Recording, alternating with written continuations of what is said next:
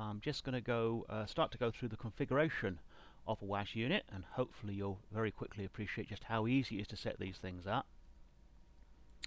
Now I've got a WAS connected to our network here. What I've done is I've got the WAN side of the WAS connected to our network here, so I can actually enter the configuration of the device through the WAN port. You could also, if you want, access the configuration through the LAN port if you wanted to. Now the LAN port has a default address of 192.168.2.254, so we could access the configuration that way, but I've done it through the WAN because it makes life easier for me in this instance. Now the WAN by default is set up for a DHCP to get its address, and I've cheated. I've actually looked on our router and I already know what address it's been issued. So it's 192.168.0.37. This will be different on your network. This is just the address that my DHCP server has allocated to the WAS unit. Yours will be different. If in doubt, access through the LAN port because that stays fixed. Up pops the login screen. By default, for full administration access, the username is root. And the password is, didn't type that correctly, it's default. Get it right in a minute. Okay, so we're in. It comes up on the status page. You can see there's lots of nice exciting information on here. It's got monitors for how well the WAN ports are performing. It's got monitors for how well the LAN ports are performing. Got device information both for the LAN and the WAN ports, and the various virtual access point. Those are the wireless interfaces built into it. It's got information here like the number of users that have been connected and the number of tickets that have been authorized or issued using the various authentication methods built into it. I'll come to all this later on, but let's go through the quick basics that you need to do. So the first thing we're going to do is going to look at the WAN port, or the WAN ports. So by default, as I say, it's set up for DHCP, dynamic IP, on WAN 1. And by default, WAN 2 is disabled. So this is our second port that we can use for load balancing if we want.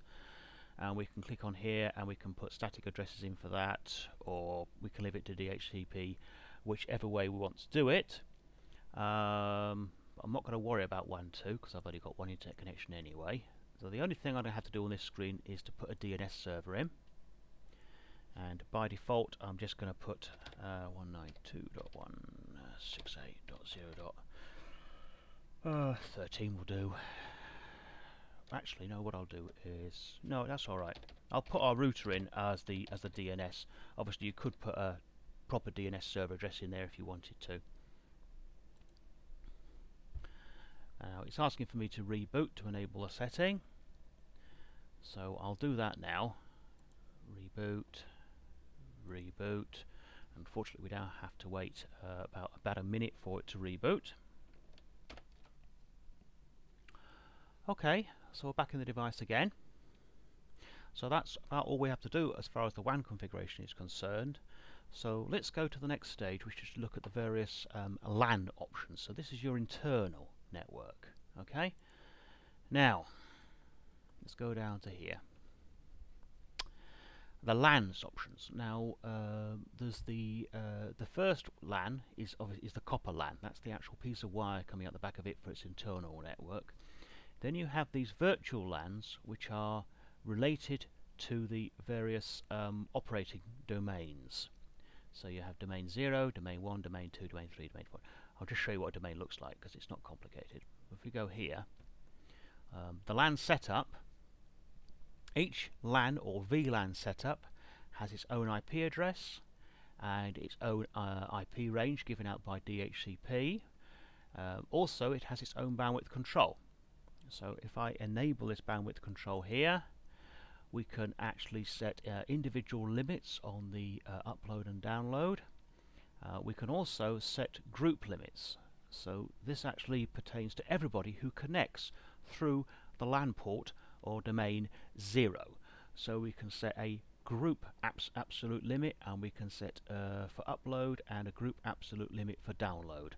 So this enables us to actually allocate bandwidth on a much fairer way, and hopefully will stop people hogging all your bandwidth. But I'm not going to worry about that for this example. But you can see how you just set it up in case kilobits per second. So you can say, right, set the maximum upload of, I don't know, 50k, set the maximum download at 512k or something like that. Or probably what you'd probably more often do is you do an even distribution. So you can say, well, this is the maximum that's allowed for the lot. And everybody within that domain has equal access to the actual bandwidth. But I won't worry about that at the moment. Now, the other thing is, now what I'll do is quickly touch on what a domain is. Remember I said that each LAN or VLAN is associated with a domain. Now if I go here and go service domain, right, so these are the domains. Okay. Now, if we there are 8 domains set up. The first one is specific to the LAN port. The remainder 7 are specific to the different VLANs that you set up. Now, if we actually click on, for example, domain 1, okay. So, this is the functions that are controlled by a domain. So each domain has its own authentication technique. You could have a pre-generated ticket, which is a list of tickets or users that you've created before. You've got on-demand. On-demand is people who are getting user tickets through the actual ticket printer, or it could be PayPal, for example. They're all on-demand users. Local radius is for a built-in list of users. Usually that would be used for a company who actually is just trying to control staff usage. So that would be a list of staff members, that sort of thing. You've got remote radius. Remote radius is useful when you want to authenticate several WAS units, all talking to the same database of users. So you might have a couple of WASs, and both WASs are talking to the same database. What that means is that somebody could actually log into the WAS, the first WAS unit, using a username and password, and then use the same username and password to log into the second WAS unit. And the radius server would remember how much time they've got left, etc., etc., etc. So it's a way of people actually moving around a site. The LDPA server is similar to the remote radius server. It's another centralized database server which enables them to do the same sort of roaming capability as a remote radius server. Each domain has its own template for the login page. Now you can either have a template, which is just a predefined looking login page, and you can select, for example, the color you want it to be and the words that appear on it, etc., etc., etc. Or you can actually upload a page, and there are details in the manual about what format the HTML page needs to be in, but you can actually upload your own page if you want to, so your own custom design. Now I'm going to go back to this. Let's go back. Alright, it doesn't know how to do it that way. Okay, so that's what you can control in a domain. So you have your LAN and your VLANs, and each one is associated with a domain. Okay, now what I'm going to do is just show you the wireless side. So if I go to the wireless side and look at the virtual AP setup. Now, there are 8 virtual APs. Okay, now virtual AP is essentially what comes out of the wireless interface on the device. So this is only applicable if you're using the wireless interface on the device. If you've got all your connectivity coming through the LAN port, then the virtual APs are irrelevant. They don't matter at all.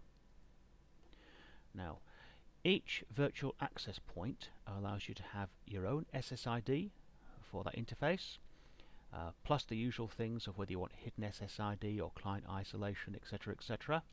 You can also fix the number of wireless users that can connect using that virtual access point. It's worth thinking about, because if you've got a lot of users and they're all trying to connect to the wireless interface at the same time, you are going to end up having to suffer from a quite severe performance penalty. The default is 32, but you can make it whatever you want. And then we have the domain. Now remember I mentioned domains earlier on. Domains are what you actually set your authentication type and what the login window will look like. Now, each domain can be associated with a specific virtual AP.